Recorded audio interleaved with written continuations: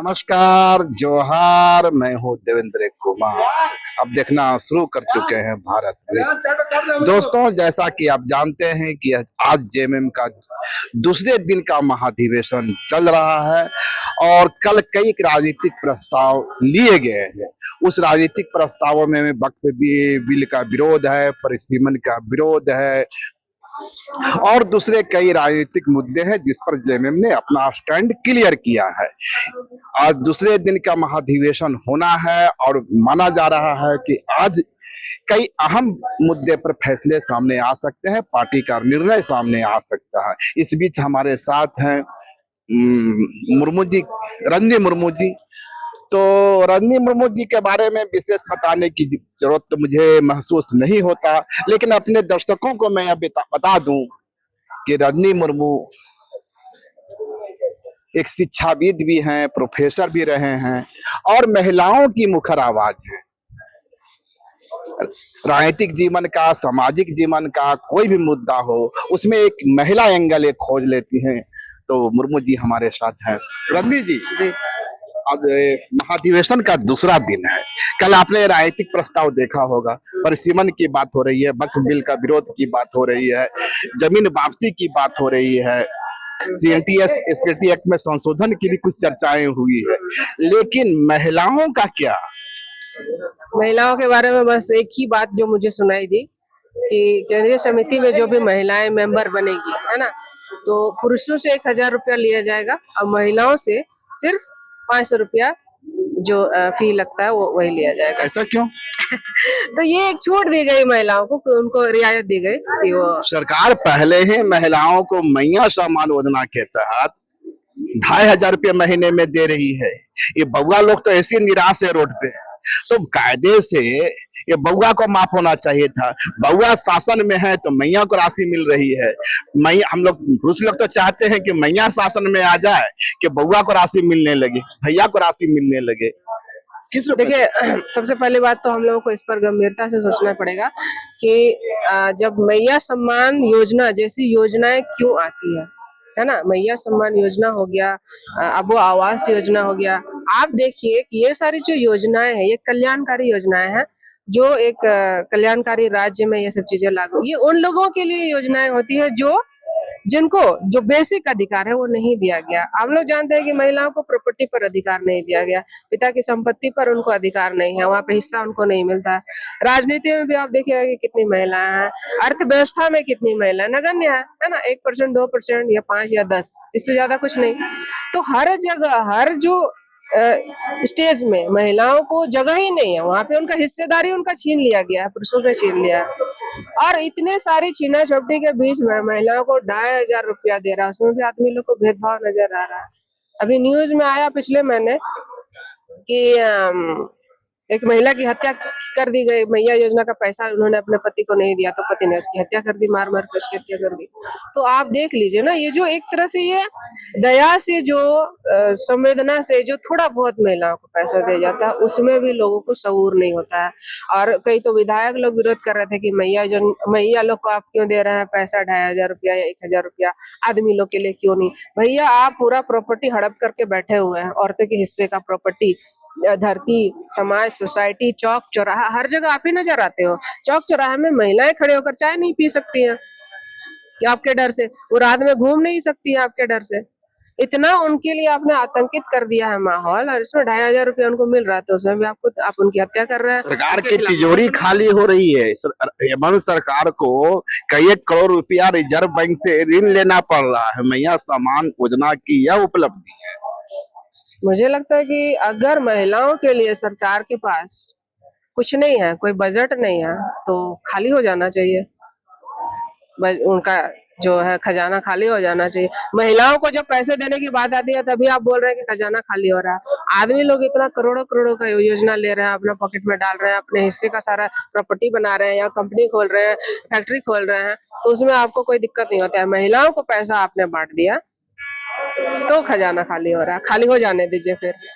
ऐसी सरकार का क्या मतलब है जो महिलाओं के लिए नहीं सोच रही है। आपका और ये मानना है कि हेमंत सरकार का जो यह फैसला है मैया को जो 2500 रुपया मंथली देने का जो निर्णय है वो अपने जगह बिल्कुल वाजिब है। बिल्कुल, और सिर्फ ये झारखंड में नहीं हो रहा है ना, बंगाल में भी महिलाओं को मिलता है 600 रुपया, 1200 रुपया, ठीक है। महाराष्ट्र में भी महाराष्ट्र में मिल रहा है, मध्य प्रदेश में मिल रहा है, छत्तीसगढ़ में मिल रहा है, ठीक है। दिल्ली में भी घोषणा हुई है। घोषणा हुई है, तो उस तरह से देखिए पूरे देश में ये चीजें लागू होंगी। तो ये तो शुरुआत में, अगर शुरुआती राज्यों में अगर महिलाओं के लिए जो सोचा जा रहा है, हमारा झारखंड भी आ रहा है, तो ये अच्छी बात है। एक चीज, गुरुजी लंबे अरसे से कहें क्या कि 40-45 वर्षों से जब से जेएमएम की स्थापना होगी, कुछ दिनों तक विनोद बिहारी महतो रहे, उसके बाद गुरुजी अध्यक्ष की भूमिका में रहे। अब खबर है कि गुरुजी को संरक्षक की भूमिका में डाला जा रहा है। गुरुजी का राजनीति के इस परिदृश्य से गायब होना झारखंड के लिए कितनी बड़ी घटना है। नहीं, वो गायब नहीं हो रहा है ना, गायब नहीं हो रहा है। एक देखिए पद का तो महत्व होता है, तो पद में ऐसे लोगों को ही रहना चाहिए जो मतलब कि आप एक्टिव रहे। आप देखिए ना, हेमंत जी जिस तरह से इस बार जेल से आने के बाद वापस आए ना, वो बहुत ही ऐसा लगा कि जैसे वो गुरुजी का ही छवि उनमें नजर आया, है ना। जो दुख गुरुजी ने झेला था अपने समय में, जिससे उन्होंने स्ट्रगल किया, तो सत्ता में रहने के बावजूद एक अच्छा परिवार, मजबूत परिवार होने के बावजूद भी हेमंत जी को अगर 5 महीना जेल में रहना पड़ता है, तो एक कहीं न कहीं वो और ज्यादा मंझ गए हैं। थोड़ा तो उनमें वो गुण आया है, गुरुजी वाला स्ट्रगल का गुण। नहीं, मैं ये बात इसलिए तो कह रहा हूँ, हेमंत जी को अगर वो ट्रांसफर हो रहा है तो ये अच्छी बात है। मैं ये बात इसलिए कह रहा हूँ कि झारखंडियों के दिल में गुरुजी आज भी बसते हैं, कल भी बसते थे, और झारखंड का एक बड़ा हिस्सा यह मानता है कि गुरुजी चाहे शारीरिक रूप से जितने अस्वस्थ हो जाएं, वे उनके दिल से बाहर नहीं निकलेंगे। तो एक बड़ा हिस्सा यह मानता था कि गुरुजी जब तक जिंदा रहें, जब तक उनकी सांस चले, वे अध्यक्ष की भूमिका में रहें। देखिए आप एक चीज देखिए, गुरुजी जब देखिए जीना मरना वो तो हमारे हाथ में नहीं, और एक दिन हम लोगों का जीवन एक दिन खत्म होगा ही। तो गुरुजी वैसे ही एक प्रतीक बन गए हैं संघर्ष के, कि वो मतलब वो आज अगर नहीं भी रहेंगे किसी दिन इस धरती में, तब भी लोग उसको उसी शिद्दत से याद करेंगे ना, वो तो लोगों के दिलों में रहेंगे ही। तो गुरुजी का जिस तरह से स्वास्थ्य ठीक नहीं है, उस हिसाब से उनको आराम तो मिलना चाहिए, जरूरत है ना। हाँ, नई पीढ़ी को मौका मिलना चाहिए। हाँ। आपको लगता है कि गुरुजी जिस तरह से जल जंगल जमीन की लड़ाई लड़े, झारखंडी अस्मिता की लड़ाई लड़े, दलितों का, वंचितों के साथ ही आदिवासी समुदाय के हक हकूक की लड़ाई लड़े, हेमंत सोरेन उस लड़ाई को सार्थक परिणाम दे सकेंगे? बिल्कुल, मैं फिर से वही जेल की बात करूंगी, क्योंकि वो जेल इसीलिए ही गए थे क्योंकि उन्होंने केंद्र सरकार के साथ समझौता नहीं किया, तालमेल नहीं किया। अगर तालमेल किया रहता, उनके अनुसार वो चले होते, तो शायद वो जेल नहीं जाते। तो उनके खिलाफ जाकर के उनको समझ में आया। देखिए इससे पहले भी झारखंड मुक्ति मोर्चा ने बीजेपी के साथ गठबंधन करने की कोशिश की, और उस कोशिश में देखा कि इनको ठगा गया, छल हुआ इन लोगों के साथ। तो समझ में आया झारखंड मुक्ति मोर्चा को कि हम लोगों का जो सिद्धांत है, मूल सिद्धांत है झारखंड मुक्ति मोर्चा का, एक संघर्षशील जो एक संगठन था उनका, है ना। तो उसी सिद्धांत पे चलते हुए उनको राजनीति करना है, करेंगे तो उसी हिसाब से करेंगे राजनीति, वरना नहीं करेंगे। आपका मानना है कि भाजपा का जो पॉलिटिक्स है उसका स्टाइल दूसरा है, जेएमएम की जो पॉलिटिक्स है वो जल की बात करती है, जंगल की बात करती है, जमीन की बात करती है, झारखंडी अस्मिता की बात करती है, और भाजपा ठीक इसी को उलट वो राष्ट्रीय मुद्दे को सामने लाती है, बांग्लादेशी घुसपैठिया का विमर्श खड़ा करती है। अनावश्यक बांग्लादेशी घुसपैठिया, और साथ में आदिवासी महिलाओं को भी वो लपेट रही है। तो कहीं ना कहीं यह महिलाओं के लिए, आदिवासी महिलाओं के लिए, गरीब लोगों के लिए, दलितों के लिए, अल्पसंख्यक जो मुसलमान हैं उनके खिलाफ लगातार जहरीला बयान वो देते रहते हैं, और कहीं ना कहीं यहाँ के जो अल्पसंख्यक है उनको एक तरह से हमेशा डर के माहौल में रखने का कोशिश करते हैं कि आपको किसी भी स्थिति में, किसी भी समय आपके साथ हम बुरा व्यवहार कर सकते हैं। एक तरह से दोहरा व्यवहार जो होता है, दोयम दर्जे का जो व्यवहार है यहाँ के अल्पसंख्यक समुदाय के साथ किया जा रहा है, और आदिवासियों के साथ तो उनको हाशिए में ही रखने की कोशिश की जाती है। आपने दोयम दर्जे की बात, कल एक मंत्री हैं हफीजुल हसन अंसारी, उन्होंने कहा कि हमारे लिए शरीयत पहले है, संविधान बाद में है, जबकि जेएमएम और कांग्रेस संविधान बचाने की बात करती है। तो संविधान को तो खुद ही ये लोग सेकंड कैटेगरी में डाल दिया देखिए देखिए इन्होंने जिस तरह से बातों को तोड़ मरोड़ करके, जैसे अभी आपने कहा संविधान ये पहले वो पहले और अगले की बात तो उन्होंने की ही नहीं। उन्होंने कहा कि शरीयत जो है वो हमारे दिल में है ना, और संविधान हमारे हाथ में है। तो आप उसका जो सेंटेंस है आप उसको तोड़ रहे हैं। पहले और पिछले की बात तो उन्होंने की ही नहीं। उन्होंने कहा कि शरीयत मतलब धर्म जो हमारे दिल में है। तो धर्म तो हर किसी के दिल में है, आपके दिल में भी आपका धर्म है। क्या आपने अपना धर्म छोड़ दिया? अगर आप संविधान को मान रहे हैं तो आपने अपना धर्म छोड़ दिया क्या? नहीं छोड़ा है ना, आप मानते ही हैं। अपना संविधान ही ये अधिकार देता है कि आप अपना धर्म का पालन कर सकते हैं, उस धर्म का पालन कीजिए जिससे दूसरे को नुकसान नहीं होता है।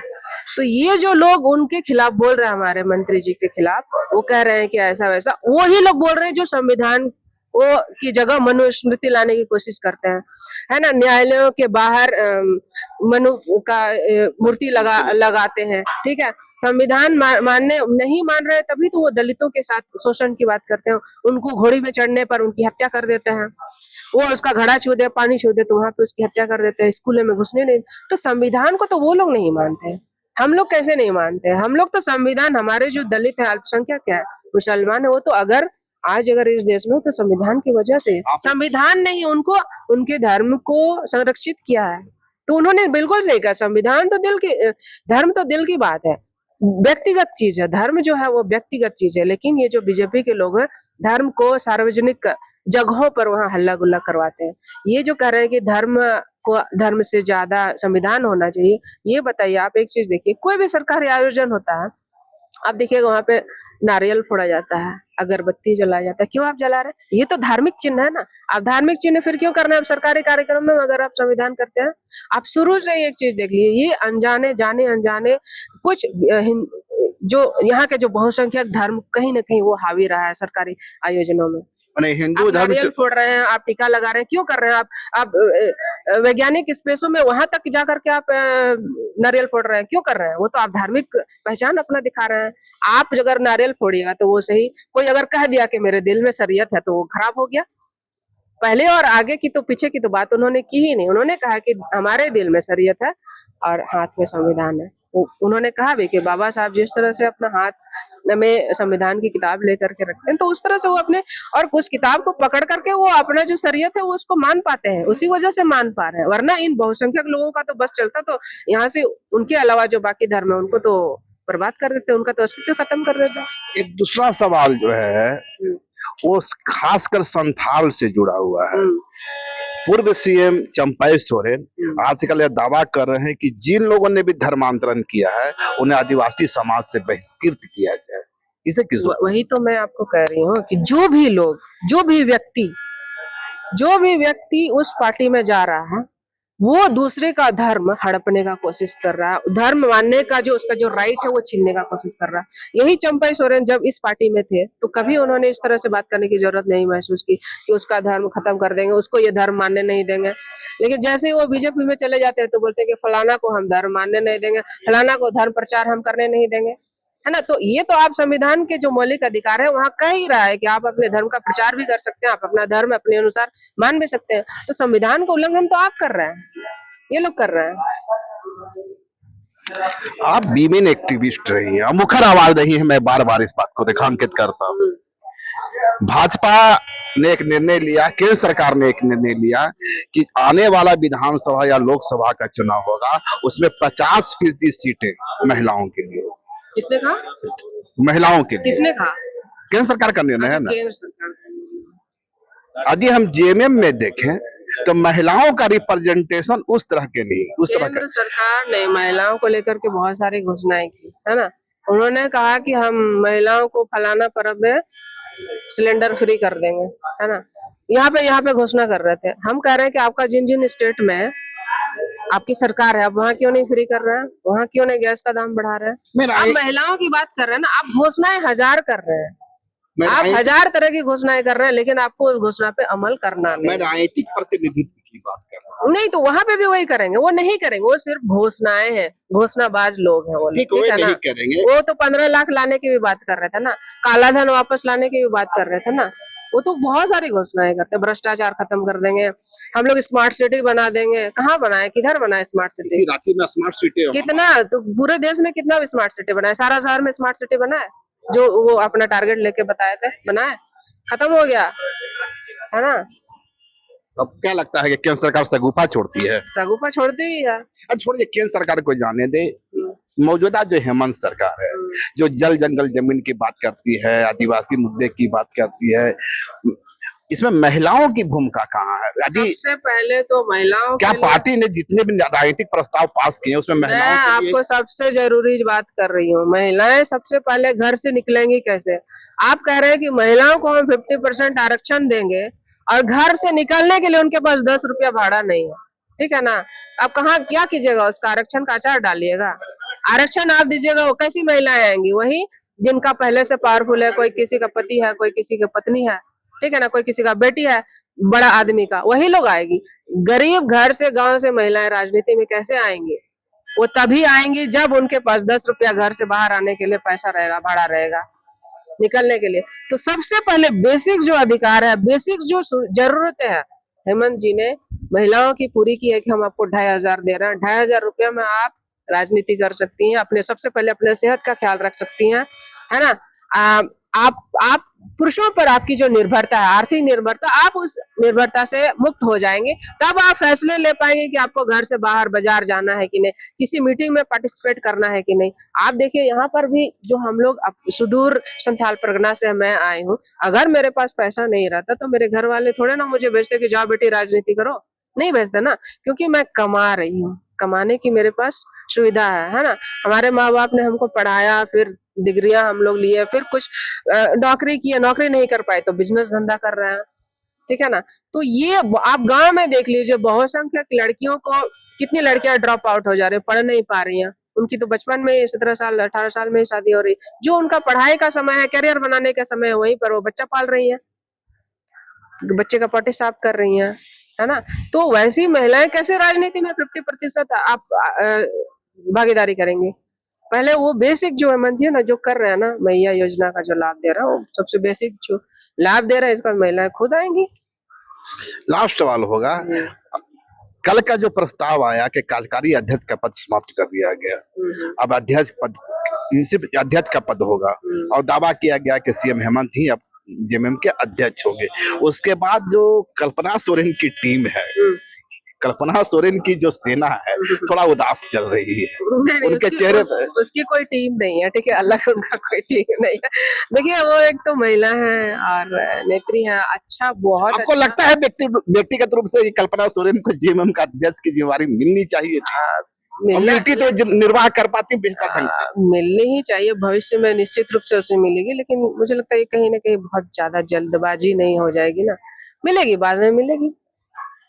तो ये थे हमारे साथ रजनी मुर्मू जी, जिनका मानना है कि महिलाओं की जो भागीदारी का सवाल है, और कल जो जिस तरह से राजनीतिक प्रस्ताव पारित हुए उसमें महिलाओं के लिए कोई स्पेसिफिक चर्चा नहीं हुई, उसका कारण महज इतना है कि हेमंत सरकार महिलाओं के प्रति बेहद संवेदनशील है, और इसी संवेदनशीलता के कारण उसने 2500 रुपया मासिक आय देने का फैसला किया है, रुपये देने का फैसला किया है। इस पैसे से महिलाएं अपनी सामाजिक जीवन को आगे बढ़ाएगी, अपने राजनीतिक जीवन को आगे बढ़ाएगी और परिवार का भी बेहतर देखभाल कर सकेगी। अगर खबर पसंद आए तो आप QR स्कैन कर दें हमारा साथ।